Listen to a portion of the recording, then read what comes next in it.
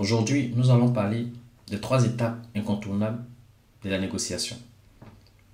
La première étape de la négociation est la préparation.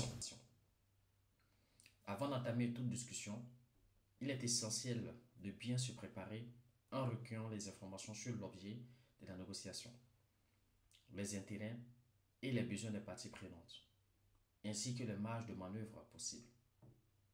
Cette phase inclut également la définition de ses objectifs en identifiant ses limites et les concessions que l'on est prêt à faire.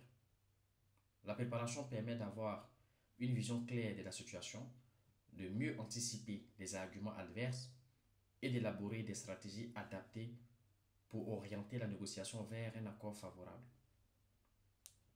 La deuxième étape est l'échange et la discussion.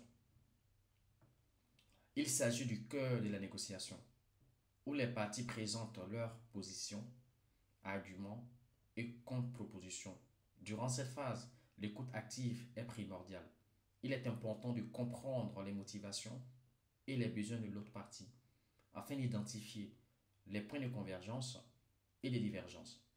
La communication doit être fluide, respectueuse et ouverte pour instaurer un climat de confiance. C'est également le moment où les négociateurs ajustent leur position en fonction des réactions de l'autre, tout en cherchant à maximiser leurs intérêts respectifs. Enfin, la troisième étape est celle de la conclusion et de la formalisation de l'accord.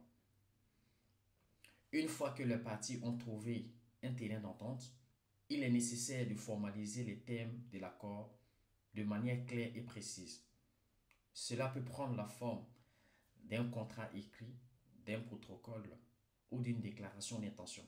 Cette phase doit aussi inclure une vérification que toutes les conditions négociées sont bien respectées et réalisables afin d'éviter des malentendus ou des conflits futurs.